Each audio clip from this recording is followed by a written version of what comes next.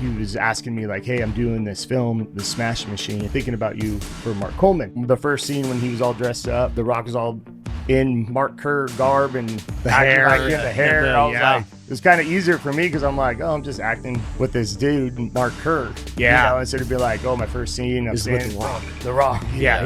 So it was easier for me too. Then I realized like, oh, it's my first time ever doing it, but it's his first time in a like real dramatic acting role. RIZIN, when we got done filming the movie, they go, how would you like to do it for real? You played Coleman, who won the heavyweight Grand Prix in 2002 or whatever, and we haven't had one since until now. We're gonna do a heavyweight Grand Prix. I was like, well, I don't really want to be in a whole tournament. And they're like, no. They're like, you're gonna fight the winner for the heavyweight belt. But there's different rules now, which you can stomp, soccer kick, knee, a grounded opponent. Seriously? Yeah. And so I'm like, all right, storyline's too good. I've always wanted to fight in Pride. Like, here's a chance for a heavyweight belt. You know, start training last couple weeks and really getting into it. New Year's Eve, we'll be fighting the winner who won that tournament. Yeah, for the belt. Wow. This is the greatest interview we've ever done. But hey, man, thanks for coming back in. Hey, thank you. Second episode. Yeah, here we go. And this is, you said you've been doing media now for like the last four weeks at least, right? Crazy, right? We filmed this movie in started in May of 2024. Yeah. Right. And it was going on when you came in the first time. Yeah. You do that. And then it was like a 3.5 month process. And then it's weird because then it's done and you can't talk about it. Yeah. And then I remember.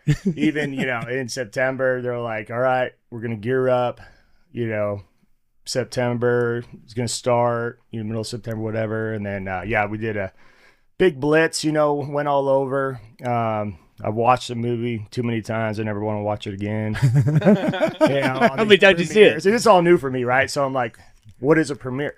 Yeah. I'm like, are we like really going into a theater and watching it? And they're like, yeah, you're doing the red carpet thing and going and watching the movie.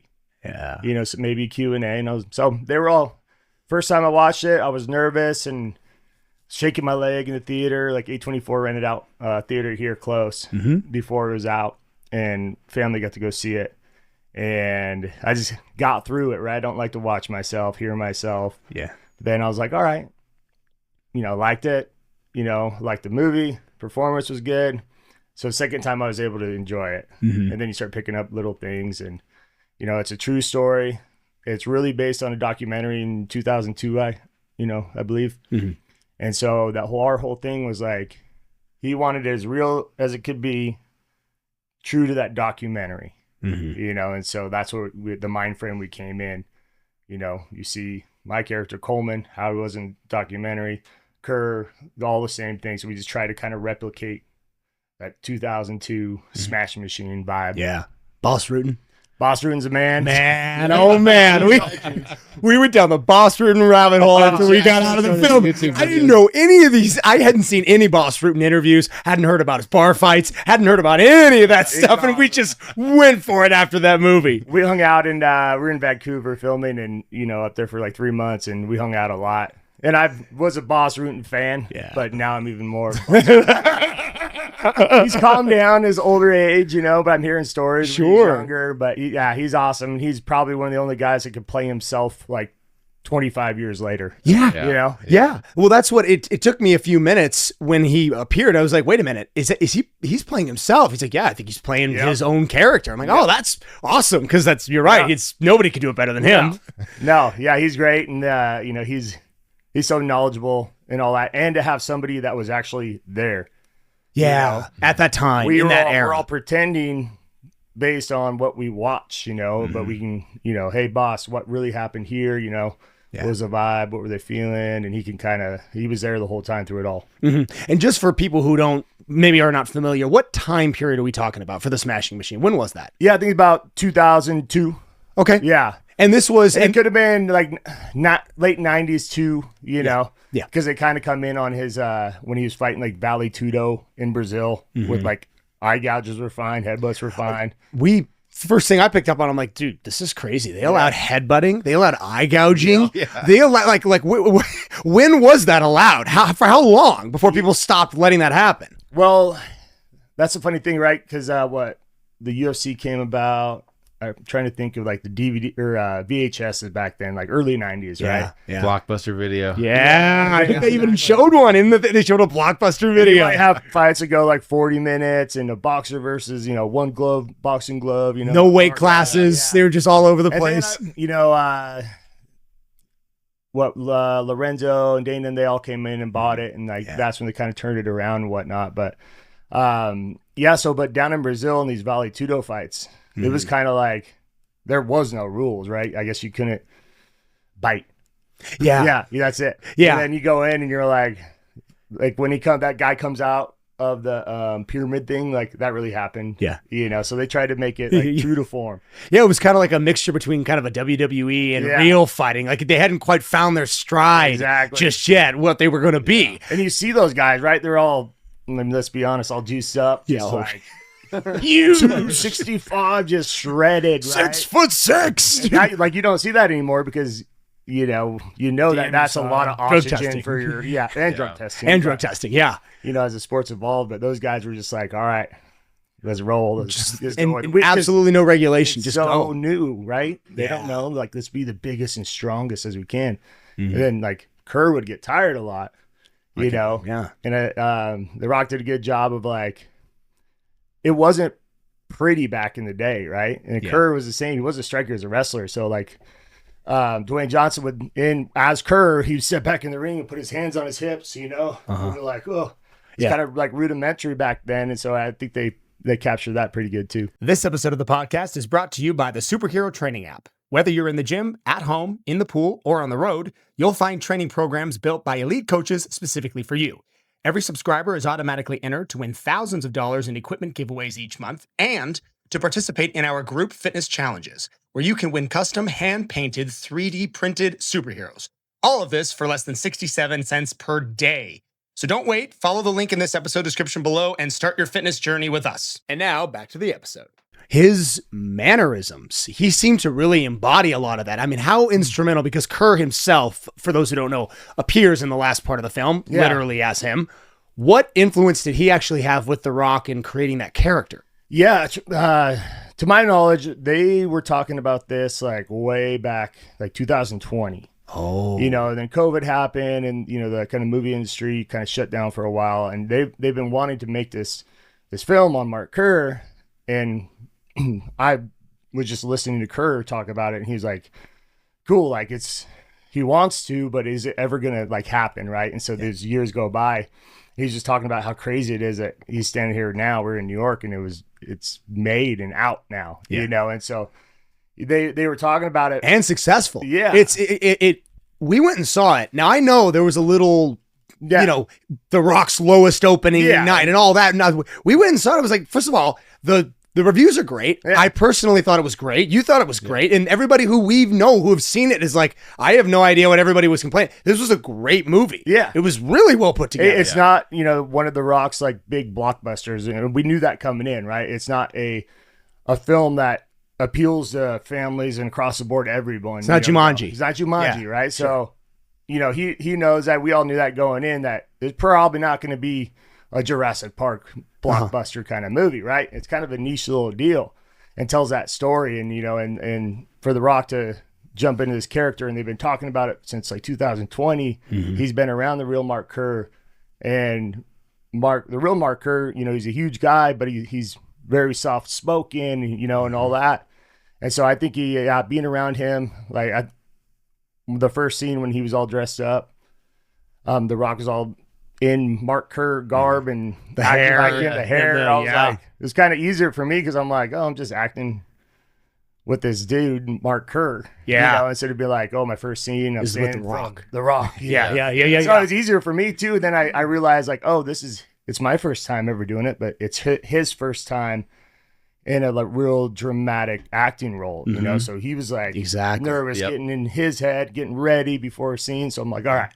It may not have been anywhere near his largest blockbuster, but in my opinion, I think it was his best role. Yeah. It's the first time, because I'll be the first to admit, I mean, Dwayne has had some amazing movies, but he's a movie star. I've never considered him to be the most diverse actor. This was the first time where I actually watched him. I'm like, this is a this is an out of the box legit role for him to take on. Yeah. He took on the characteristics of Mark Kerr, I think, really well. Like the way that he spoke, how he was kind of delayed in his speech. I thought he did a really good job of capturing Mark Kerr's personality and his mannerism, how he walked. Like you said, he would do that thing with his, because I know how The Rock is, and like that's not the, he's doing something. He must have learned about this. Let me also say right now, man, because you, again, for those who don't know, you came in like right as the shooting had wrapped. The first episode we did was right at that time period. Yeah.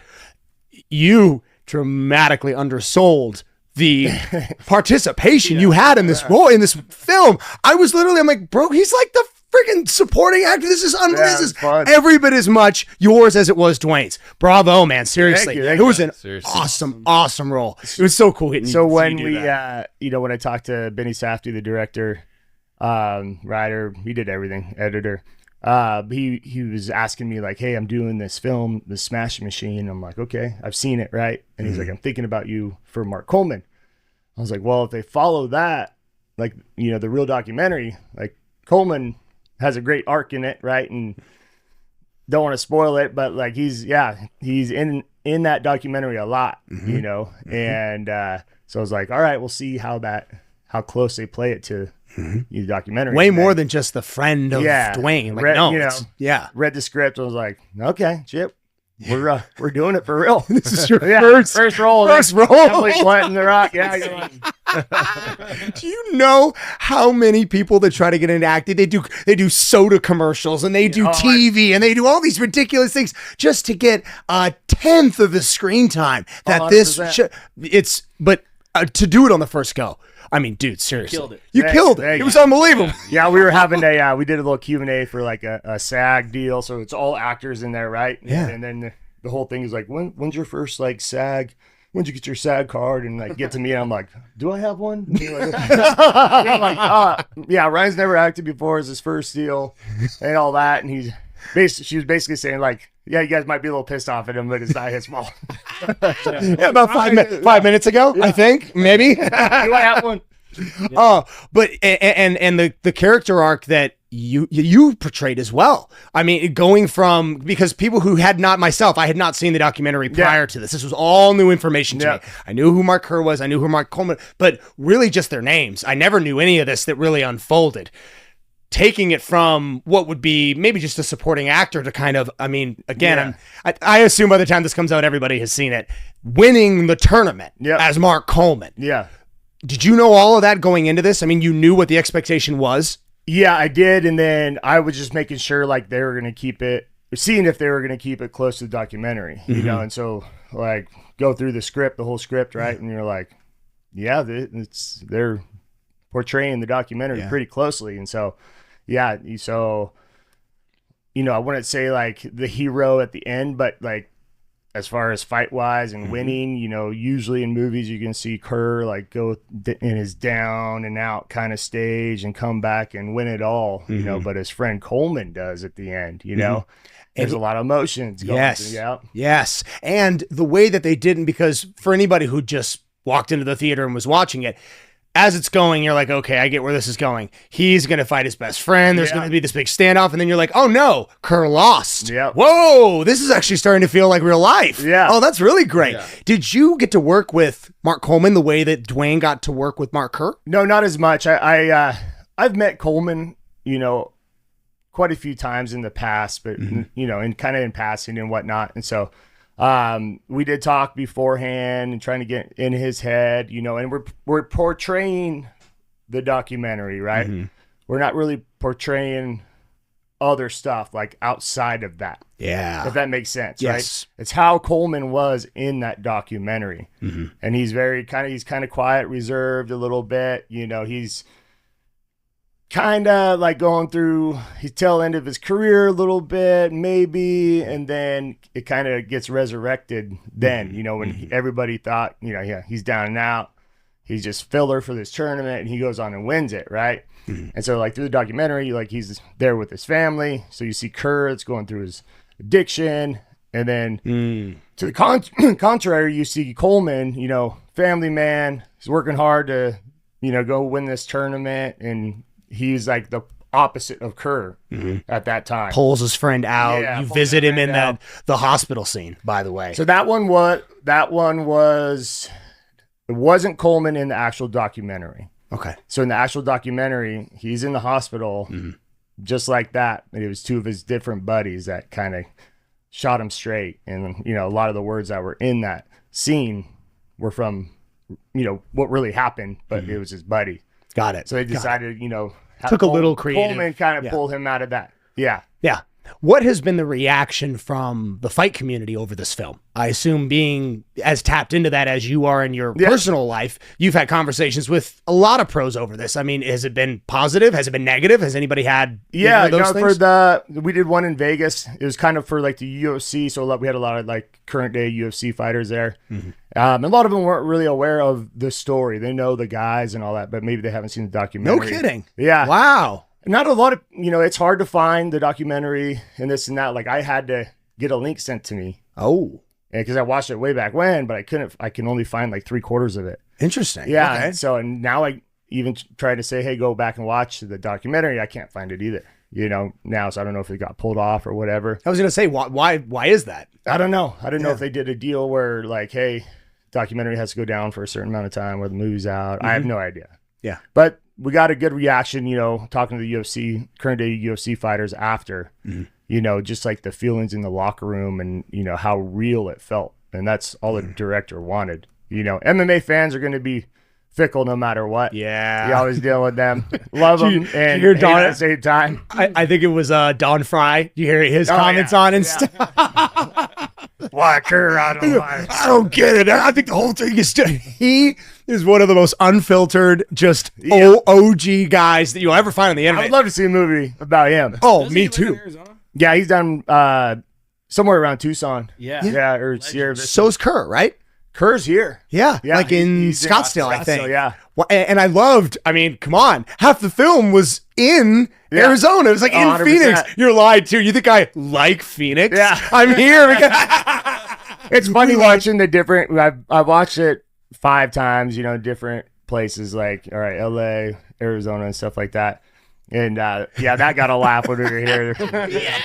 That's really what they said in the actual documentary too. Yeah, the guy's like, "Hey, I didn't come out here because I love Phoenix." And it's crazy to see like the different reactions in different cities, like who laughs at what, who, you know, how they react, and they're all different. Yeah, you know, the one constant was like when the gun came out. There he goes. Oh my gosh. Oh no, seriously. They don't know the story. You're like. We got to talk about her performance because that was unbelievable.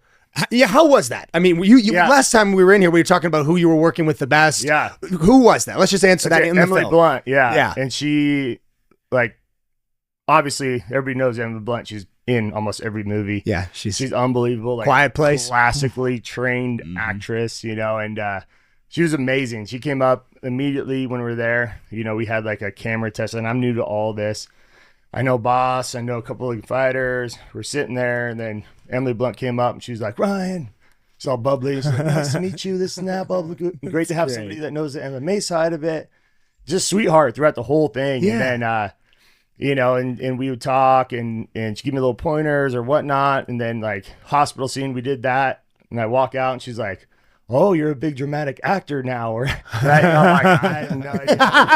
So I was like, "What? Was it any good?" And she's like, "Oh, it was brilliant," and you know, so she was awesome throughout the whole thing. And to watch her, like, we'd be talking. She's British. She has a British accent, you know, in everyday life. And then she flips it around. Okay, the scene's going, and then perfect, you know, American accent, and just totally different vibe. And then I come in the hospital one time, and she sees me, runs up, and she's bawling, crying.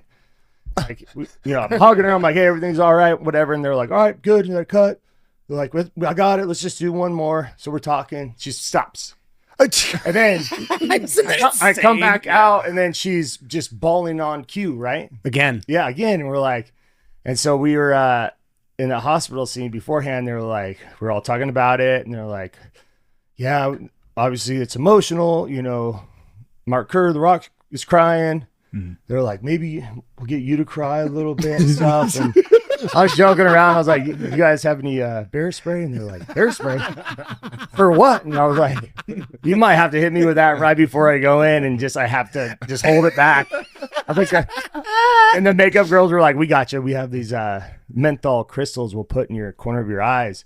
And if you keep your eyes open and talk and squeeze down on them, your eyes will just start watering. Really? Then you make those sounds. You're like, this is amazing. And then at the end, like, Emily's bawling, and then The Rock is, crying. And they're like, yeah, maybe let's make you a strong one. There's too much crying going on. I was like, all right, perfect. I like that. I'll manage that. This episode of the podcast is brought to you by ASOP, the Arizona Education and Scholarship Opportunities Program. ASOP is a federal nonprofit and Arizona school tuition organization. Contributions to them turn into a dollar-for-dollar 100% matching Arizona income tax credit. Corporations can contribute up to their entire income tax burden. Yes, even if it's millions of dollars, you can still claim that. ASOP turns those dollars into scholarships for underprivileged children in low-income households to attend private schools in Arizona. Furthermore, individuals can contribute as well. For individuals, the cap is roughly $1,000 per person or $2,000 for those married filing jointly. For more information, visit www.asopkids.org to learn more today. And now, back to the episode. Is it because I've often heard that when acting, especially at this caliber, if you're around an actor that is, shall we say, more advanced, your performance elevates. Yeah. You act with the people that are in the scene with you. 100%. And we were fortunate we could, and I stuck to the script pretty good because they wanted you to, but you can kind of have liberties and stuff. Mm-hmm. But then, Emily would sometimes not even go on the script at all. Yeah. Which actually was better for me because it felt more real and like a real conversation, right? Mm. And so, outside the locker room one time, I'm pissed off at her. She's just messing with my buddy's head. He's about to fight. And we're talking, and she'll throw like whole different deals at me in each scene. Like, they're totally different. Mm-hmm. And I felt like that, it kind of elevates you where you're like, it's real. Yeah. You're not like reciting lines and you can't see.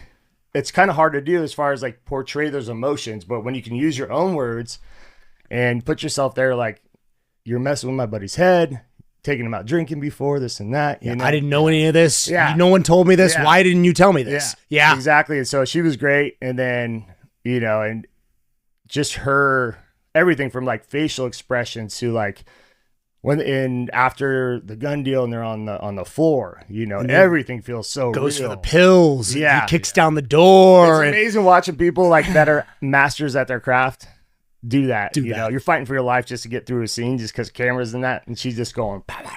How many first takes were there? So Benny is really good at, like, he knows what he wants, and if he sees it, you're done. He's like, I got it. Yeah. So we were just doing like Coleman was doing an interview. So we're in a hotel, the cameras are here, and that's how it is, right? You're talking to people and they're like, all right. And they're like, we're ready, Coleman. Okay, cool. And you're just standing there doing your interview. So we do it. One take on that. We do it. Boom. He goes, cool, got it. And I'm like, well, Benny, I was like, let's try a few. Like, I think I can get even better. No, he goes, no, I got it. And I'm like, you want to do one more? I'm like, yeah.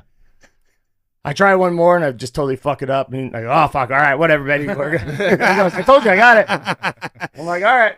There's a few directors I've heard that's their method. They just like, hey, go, action. Hey, I got it. We're done. Let's go. So I lucked out having Benny Safdie because he, how I got it. He called me. We talked and went through like just like a little FaceTime, right? And he just talked to me for like 40 minutes, just about anything, everything. Yeah. And then he's like, are you interested? And like, yeah, I wanted to check it out, make sure it was real and this and that, and I go, what's next? And he goes, we're going to do we'll do an audition on Zoom with me in a week. I'm going to send you, it's the hardest script or the hardest scene in the movie, the hospital scene. Yeah. And we'll jump on a Zoom and we'll go through it. And so I'm like, shit, super good, right? Never done it before. And so I was actually like, I put my phone up and record myself doing the scene. Even like if my wife couldn't read back, I'd just do it myself and watch it and be like, oh, this is fucking talk shit. Like, brutal, right? And I hate watching myself. And then, but I knew the scene like front to back, the emotions, whatever. And then, I'm nervous. I get on the Zoom. And I knew I was like, I'm just going to talk to him for like 5 minutes about just other shit and get comfortable. And did that. And then he's like, all right, you ready? I'm like, yeah. He's like, you have the script? I'm like, got it right here. And he's like, put it away. I'm like, yeah. He goes, yeah. He's like, you know it, right? I'm like, yeah. He goes, use your own words, whatever. We'll get, Ooh, interesting. Yeah. Okay. So I was like, okay. I tried to stick close to the script the first time. And he's like, just relax and do, like, don't try to act. Because I've never done this, right? You have to, like, try to act. Yeah. You don't. No. He just wants it real, right? If you stumble on words or whatever, he likes that, And so we went through it, like, probably 10 times. And we're getting, like, it felt really real. Last, like, 5. Yeah. And he's like, all right. He's like, you have time later? I'm like, yeah. He's like, oh, all right. So I hung up, whatever, and I got a text like half hour later. He's like, hey, you fucking killed. And then I didn't hear anything for 3 weeks. So always being nice, whatever. But okay, whatever's cool. Didn't get it. And then I got a text like, hey, see you in Vancouver in 3 weeks. Yeah. I was like, oh, shit, here we go. Then I go, hey, Benny, I've never done this before. You know that. I've told you this a million times. Like, do I need an acting coach? He goes, absolutely not. Do not talk to anybody. I'm like, okay. He goes, I'm your acting coach. And we'll figure it out when you get here. I'm like, all right. And he was awesome. Made everybody feel comfortable. You'd walk in a scene, pretty chill. We'd just talk, mess around, and be like, I really didn't like to rehearse. Mm-hmm. I would just kind of go through the motions and be like, all right, let's rehearse a little bit. And so I'd be like, yeah, I say the thing. Then we do the thing. And then I just like to go right away. Then he'd be like, all right, let's just try them. Try one. And then we just go. And then action. Just action. Then like a couple times we did it twice. I feel like I'm just kind of warming up. He'd be like, got it. I'm like, wait, we're done? Like, so that was a little weird. Then, I've heard like, hey, other directors could be assholes, and it's going to be like 50 takes from every different angle. And you're like, you ever seen any of the interviews with Quentin Tarantino's like stars and what they talk about? You ever seen his scripts? Quentin Tarantino's scripts literally will have like sigh, pause, continuation of scene, like every mannerism to a T they got to get, or it's not like there are certain directors that are the opposite of that. I know, that's what I kept hearing, like people coming up and like, man, you lucked out for your first time. He's so cool. Like, and he was. And so that he helped all of us really get through. And like I said, like Dwayne Johnson was doing that kind of acting for the first time, so I know in like that bathroom floor scene, he talked to him for like an hour. He had everybody sitting on the floor, and he like, if I'm going to ask you to go there, I'm going to tell you about my life and all the messed up things in my life and this and that, like spilled everything. Whoa. So they felt it was okay to open up and go to those places they needed to go. With him in the room. With him right there, right? And so it was, he was that kind of dude where you didn't feel like a ton of pressure coming in. And he felt like, hey, if you mess something up, like, no worries, we do it again. That's awesome. Easy, and so that for me was like, okay, I can feel comfortable, get the first one out of the way, which is kind of rehearsal, and sometimes you'd be like, oh, got it. But you're like, you have like, all right, we'll just do this like short scene, maybe 5 times total, if that. Yeah. And we're going to find one, and we never really did over 5 takes. Yeah. I remember one, it was like when Kerr loses and Coleman walks in and he won. It was super late. It was like 2 a.m. and we were waiting around and everybody's tired and he wanted to like see something from my eyes, and I'm like, how do you, I don't know. All right, I'm going to keep doing it until he sees it. And I was trying different stuff. And he's like, I just want to see like if you want to know if he's okay with you going on and winning this tournament through your eyes. And I was like, okay.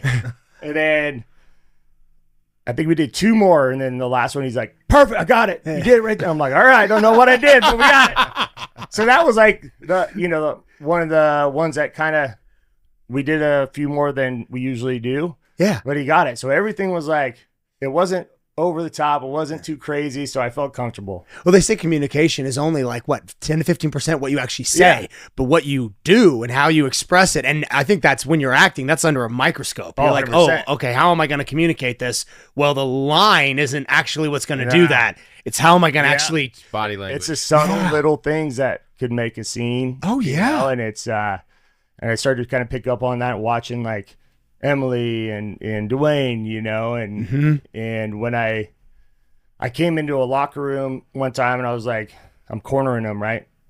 And I walked in, I was like, you know, and Dwayne Johnson's getting into his Kerr character. He's sitting there, and I was like, oh, this feels real.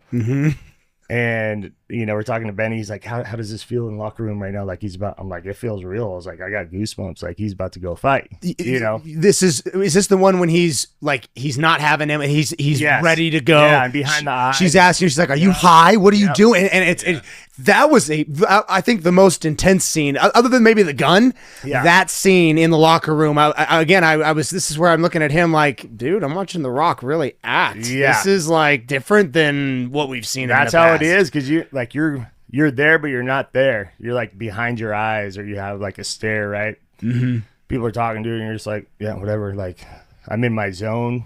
Yeah, about to go fight another human in a cage, a lot on the line, you know, or ring. And yeah, I felt that going in. Yeah. And it was cool. Benny would like lean on us sometimes and be like, hey, does it feel authentic? Like, does it feel like this guy's about to go walk out? Mainly like you and Boss, the two guys been there a bunch. And I was like, absolutely, you know? And then like little stuff, we had a little wrestling scene where we're in like, you know, sweats, whatever. And then like you have costume people that are like very particular. They're like, you need this, and whatever. And I had my sweatpants tucked into my socks, you know. That's how wrestlers do it, you know. And especially back then. And then costume lady would come up. She's like, what are you doing? Like, get your things out of your socks. They're tucked into your socks. I'm like, I know. I was like, this is how, like, you want it authentic? This is how they do it. And she's like, no, it's too authentic. And then Benny's like, he goes, pants stay into socks 100%. He's like, I love it Override. And she was just like that's outstanding. Like he would come, you know. It was cool to have some like input on that side a little bit, you know, and he would ask questions. What felt, Boss brought it in the acting department as well. I was shocked when he hits the bag and severs his tendon, and that whole scene, which I know was just, totally acting. He didn't really do that, but it was very powerful and convincing. He sold it. And he's funny and charismatic, you know, and then they give him a little shot, and he's like, I feel like a plant. He's sweating. Like, How do you fight like this? No wonder you're always sweating. Yes. Yeah, he's natural. He's been in some stuff before, but he's that charismatic kind of guy. It's easy. It comes to him. Yeah. So you play a character that is, as you put it, kind of at the end of his fight career, kind of going into the twilight of his career. And you, in your actual real life, you're training for your last fight. Yeah. Pretty similar, right? Pretty serendipitous stuff going on here, man. That's amazing. So I want to hear all of it. Yeah. Who are you fighting? Yeah, it wasn't a stretch for me to play Coleman, because especially if you watch a documentary, right? It's like we're pretty dang similar, and especially in that documentary, right? And I was talking to him. He was like, I had a hard time. Like, I was very shy and this and that, you know. And I'm like, all right, try to portray it. And I tried to do a couple of different, like, try to be more Coleman here and there. And he's like, director's like, let's try a few things. I tried another one, which is like me, and he's like, that's it, that's the one. I'm like, oh, perfect. Yeah, but so we got out of our last contract because we never knew who we were gonna fight, how long it was gonna take, and so anyway, we were talking about you, Ryan Bader. Yeah, you got out of here. Okay, so I was in PFL, had one fight left, and they were absorbing, and then kind of like they absorbed Bellator, and they kind of shut Bellator down, and like they're just going through a deal. And anyway, we were like trying to get one more fight in, and then anyway, got out of the contract. And RIZIN, when we got done filming the movie, we were talking to a couple of different people, and they're like, I know you portrayed Mark Coleman in, so RIZIN is Pride. Yeah. So the new RIZIN. So Pride was bought by RIZIN. Is that right? Pride was bought by UFC. They did their non-compete. Same owners and everything, rebranded as RIZIN after the non-compete. Understood. So same owners, same vibe, same everything, just different name. And so anyway, they go, how would you like to do it for real? You played Coleman, who won the heavyweight Grand Prix in 2002 or whatever. And we haven't had one since until now. We're going to do a heavyweight Grand Prix. I was like, well, I don't really want to be in a whole tournament. And they're like, no. They're like, you're going to fight the winner for the heavyweight belt. Crazy. And the storyline is too good.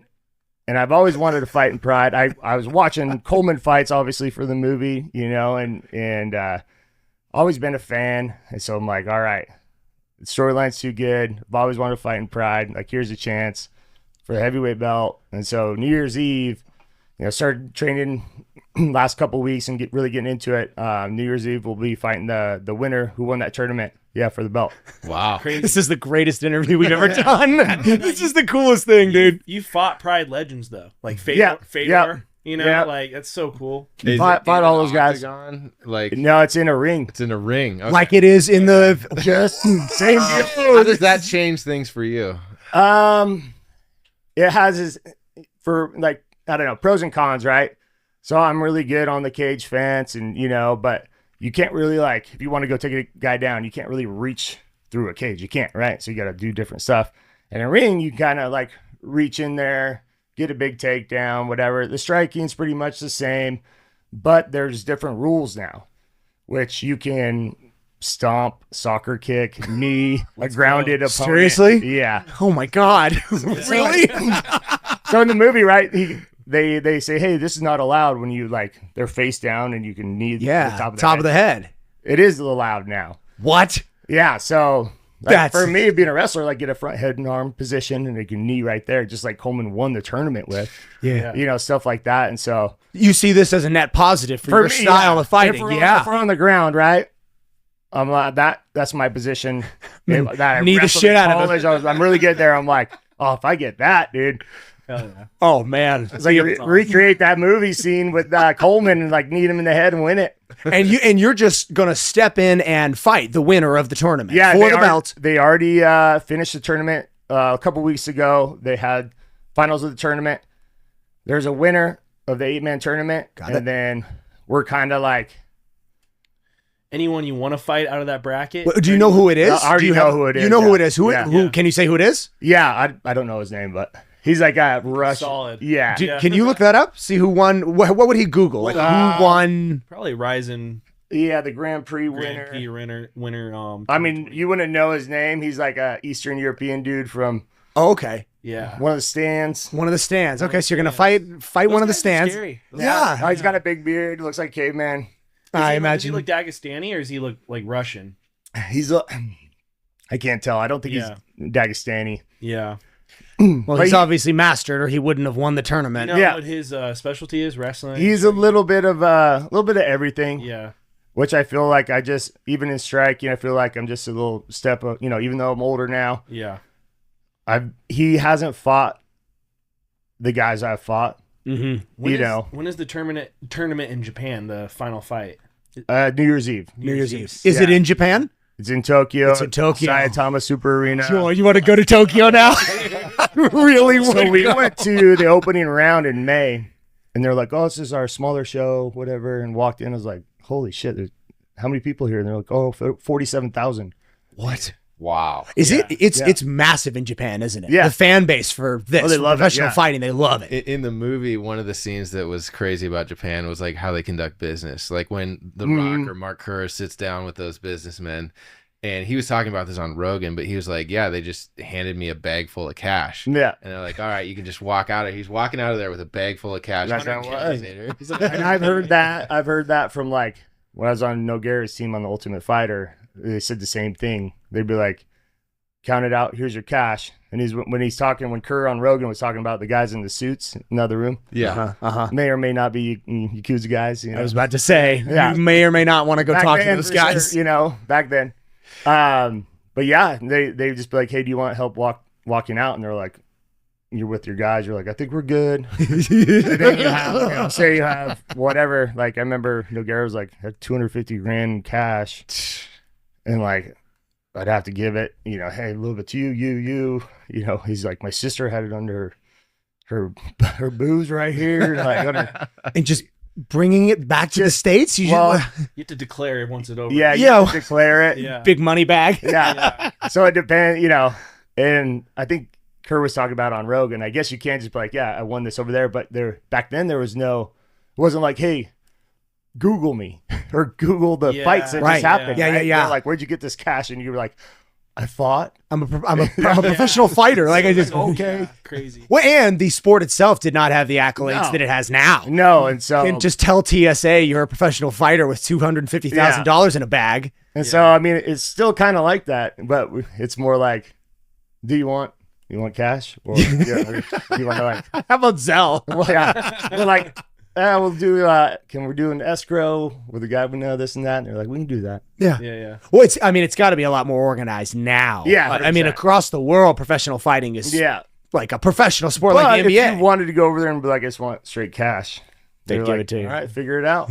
That's the way to do it. This episode of the podcast is brought to you by the Superhero Training app. Whether you're in the gym, at home, in the pool, or on the road, you'll find training programs built by elite coaches specifically for you.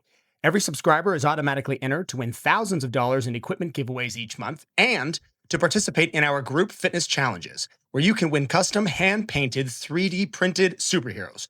All of this for less than 67 cents per day. So don't wait, follow the link in this episode description below and start your fitness journey with us. And now back to the episode.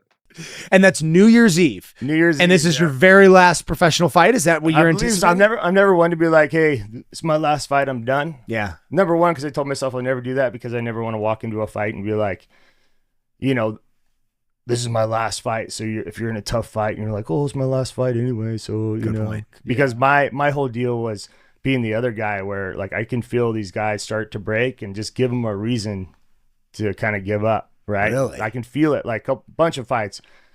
First round was crazy. I'm like, how can he keep doing this? Mm-hmm. I was like, because my whole deal's been outlasting people a lot, cardio wise and just mentally just be like, I'm going to keep going. And like, I remember one fight in particular, 5-round fight, Vale, and it was like a crazy first round. And we're both exhausted. I'm like, can he keep going like this? Mm-hmm. I'm like, I can, but it's going to be hell, and I'm going to slow down, obviously. And then second round, like I felt him. Like start to break, start to give. When we had another scramble and I threw him and I felt it and I'm like, all right, I just have to. He's gonna give me an out. I just have to capitalize on it. And sure enough, I saw it and just started rabbit punching and called it. I've been in a lot of fights like that, and so I never want to have that in my head. Like I don't think I would, but I don't even want to have that in my head where they're like, oh, it doesn't matter. It's my last fight. Whatever. Well said. Yeah. You don't even want to have it for you. Is that the guy? Yeah, that's the guy. Oleksandr. So he's got that second photo up there. He's got a big old beard. That's gotcha. Right, they say his height and weight? Yeah, he's about 245. 6'2". Like same height, 245. So he's 32. How old are you now, bro? 42. Whoa. That's awesome. Yeah. Yeah. I mean, he's won a bunch in the past. He was on Contender Series. He got DQ'd for like a illegal knee. Oh, did he? Yeah, he's good. He obviously went through this tournament. And then, like I was saying, he hasn't fought the guys I've fought. In the tournament, they've had some Japanese guys in there that were tough. But like one dude was like not old. He was a sumo guy that lost a bunch of weight. And he's a pretty slick striker, but like nothing on the ground. He's like 1-4, you know? So he beat that guy. Then he beat a tough Polish guy, but I don't think he's ever fought like that level yet. Yeah. And not a person with your style. Like you said, you lean into your endurance, your ability to keep going, your athleticism. And that's been what you've done for the last 20 years. And I've been around forever, right? And I'm fine in the striking department, excel in the wrestling department, and then throw in the variables like, cardio, mental toughness, this and that, right? So yeah, it'll be a fun fight in that it's one of those fights I'm going in with like no pressure, right? I've always had like, oh, I'm fighting for the title and I'm not done fighting, so I want to keep this title and I want to keep this run going. On this one I can be like, let's go have fun. And that's when I fight the best. Yep. Oh, that's awesome. Yeah. Yeah. Interesting. Open up, no worries in the world. Just like, let's go. And it literally got pitched because of this film, because of the success of this film. Is that the reason? I mean, I could have maybe, even if I didn't do that film, like I was going to fight a cross-promotion with them. I was actually going to fight Jiri, from the UFC now.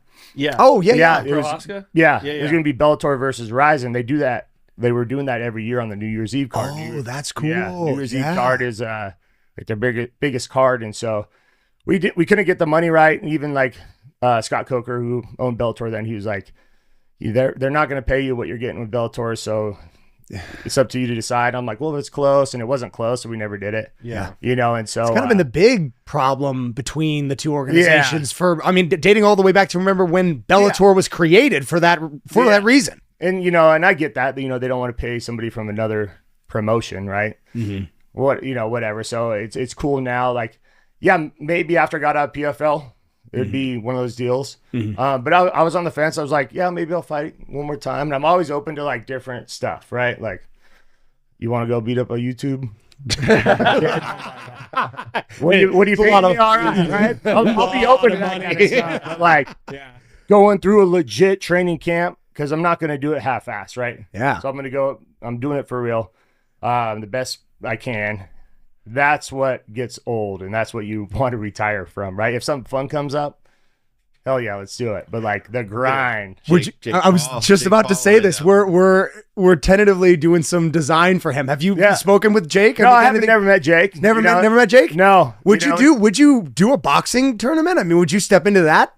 Yeah, if it was like the right fight, and like I said, something fun like that. Did you? That'd be fun. Did you get to talk to Usyk about boxing at all? Yeah, he's awesome. How's he? He's awesome. Okay. He's funny, and he would say the things we're all thinking, right? Yeah. We'll be like, we're standing in the ring doing this like intros that they were doing with the national anthem and stuff in the movie, and we were standing in there for like 4 hours, whatever, and Benny's like, all right, let's try one more. And Usyk would be like, oh, Benny, no more. You got it. And he's the heavyweight champion. He's out. He just got done with Tyson Fury, beat Tyson Fury. Twice, yeah. And he had were saying that, yeah. He had a little fracture in his jaw. And so, this was when he fought the first time.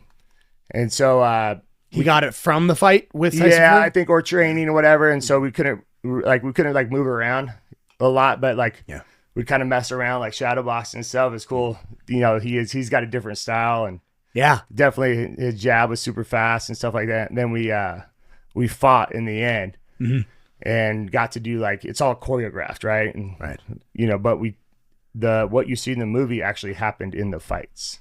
Like, so it was choreographed based on the real life events. Obviously in the movie they took like the highlights and cut it up, and then but the moves, the punches, you know, throwing them up on the ring, holding them there, that really happened. So it was cool to do that.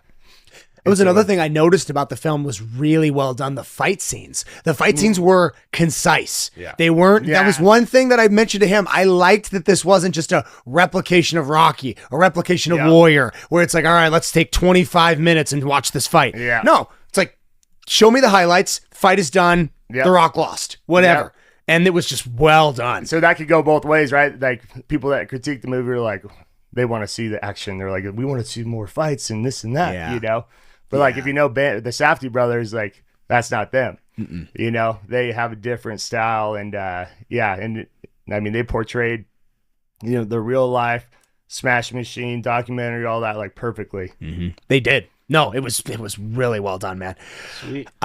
This has just been so great. I don't even. I did have a couple questions, completely random ones that I didn't get to last time. Yeah. One was around Cain Velasquez, man. Like, what is your take on that whole thing? I mean, that happened. When was that? The situation that, because he's.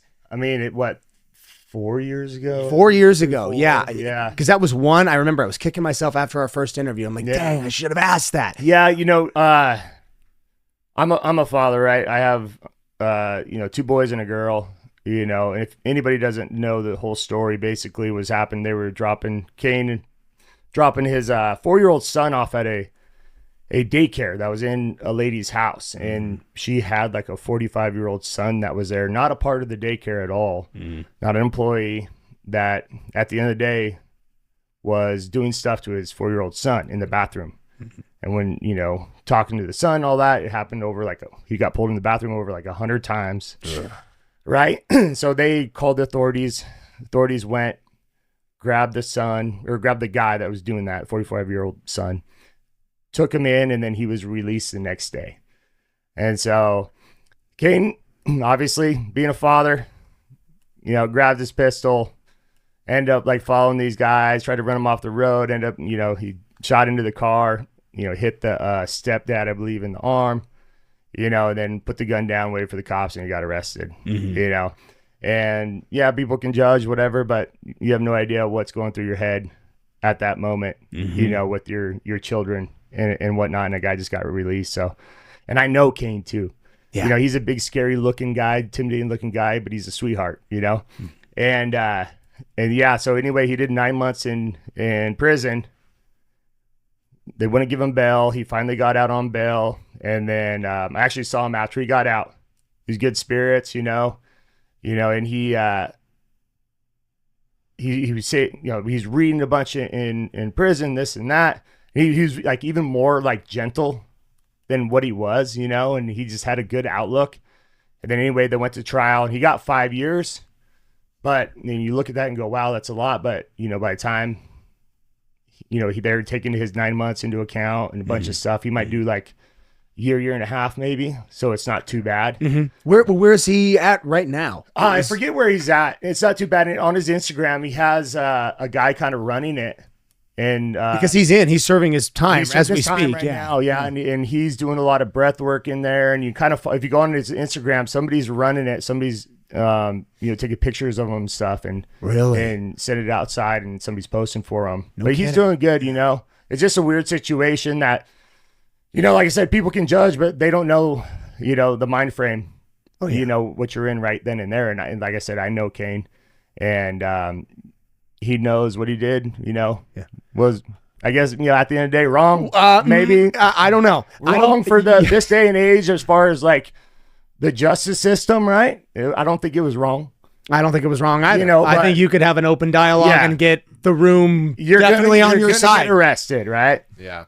Hey, maybe, but that doesn't mean it was wrong. Be smarter about it and do it, right? But you don't know. You're like that. That was my first thought. Come on, Cain, be smarter about this. You know, don't get caught. But we it's redlining right then and there. You know, you're like, you know what? Fuck this dude.